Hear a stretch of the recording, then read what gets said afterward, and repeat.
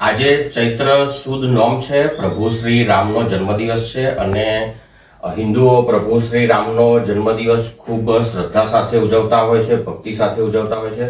તો અમે પણ પ્રભુ શ્રી રામનો જન્મદિવસ છે એમાં વિજ્ઞાનનો સમન્વય કર્યો છે અને પ્રભુ શ્રી રામના જન્મદિવસને અમે વિજ્ઞાનમય કરવાની કોશિશ કરી છે.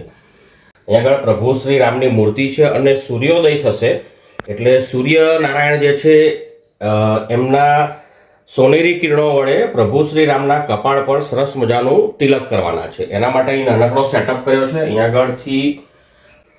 આગળ આ ઓપ્ટિકલ ફાઈબર છે અને અહીંથી સૂર્યના સોનેરી કિરણો જે છે પ્રભુ શ્રી રામના કપાળ પર પડવાના છે અને સૂર્યનારાયણ જે છે એ પ્રભુ શ્રી રામને એમના કપાળ પર સરસ મજાનું સૂર્ય તિલક કરવાના છે.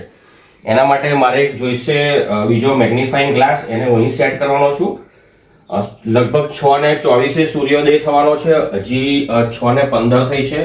સવારના 6 કલાક અને 20 મિનિટનો સમય થયો છે અને અહીંયા આગળ ઓપ્ટિકલ ફાઈબરનો બીજો છેડો અહીં રાખ્યો છે એટલે જેવો સૂર્યોદય થશે એવા સૂર્યના કિરણો આની પર પડવાના છે. અહીંયા આગળ એક લેન્સ છે ઉપર અને એના કારણે સૂર્યના કિરણો જે છે એ મેગ્નિફાઈંગ થઈને આની અંદર જવાના છે અને એ આ કેબલમાં થઈને નીચે ઉતરવાના છે અને પછી આપણે એનું વિજ્ઞાન સમજવાના છે કેવી રીતે થાય છે. અને હવે સૂર્યોદય થાય એટલે આપણે પ્રભુ શ્રી રામને સૂર્ય તિલક કરવાના છે. સૂર્યોદય થઈ ગયો છે અને સૂર્યનો જે પ્રકાશ જે છે એ ઓપ્ટિકલ ફાઈબરના છેડે આવી ગયો છે, જુઓ. અને હવે આપણે આ સૂર્યપ્રકાશ છે, આ સૂર્યના સોનેરી કિરણો છે એ પ્રભુ શ્રી રામના કપાળ પર ફોકસ કરવાના છે. એના માટે મારે જોઈશે એક મેગ્નિફાઇંગ ગ્લાસ અને મેં ચોક્કસ અંતર એને ગોઠવવાનો છું અને આને આપણે આની પર મૂકી દઈએ છીએ. તમારે આની વિસ્તૃત સમજની જરૂર હોય તો જરૂરથી કોમેન્ટ કરજો. હું રે ડાયાગ્રામ દ્વારા આની વિસ્તૃત સમજ આપીશ. અને હવે આપણે લાઇટ બંધ કરી દઈશું અને પ્રભુ શ્રી રામના કપાળ પર આપણે સૂર્ય તિલક જોઈશું. તમે જોઈ શકો છો બરાબર પ્રભુ શ્રી રામના કપાળ પર સૂર્ય તિલક આપણને દેખાય છે.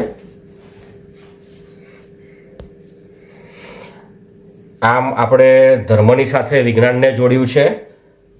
સૂર્ય દેવતા જે છે એના કિરણો દ્વારા પ્રભુ શ્રી રામના કપાળને શોભાયમાન કરી રહ્યા છે.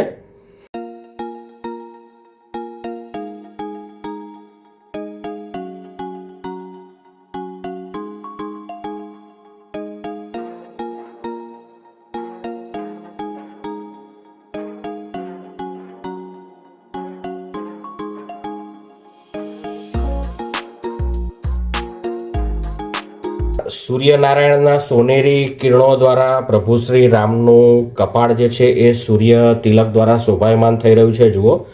અને આપણે રામનવમીના પર્વની ખૂબ જ શ્રદ્ધાપૂર્વક ઉજવણી કરી રહ્યા છે.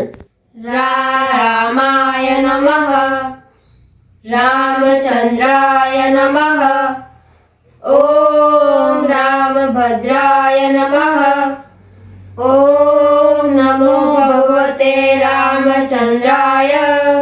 શ્રી રામચંદ્ર ભગવાનની જય. તો સવાલ એ છે કે આ કેવી રીતે થાય છે. તો સૂર્યના કિરણો જે છે ઓપ્ટિકલ ફાઈબરના આ છેડે આવે છે અને અહીંથી આ સૂર્યના કિરણો જે છે આ લેન્સ પર આવે છે. અહીં મેગ્નિફાઇંગ ગ્લાસ છે અને આ મેગ્નિફાઇંગ ગ્લાસ શું કામ કરે છે? તો આ જે સૂર્યના કિરણો જે છે એને પ્રભુ શ્રી રામના કપાળ પર ફોકસ કરે છે અને સરસ મજાનું આપણને સૂર્ય તિલક દેખાય છે.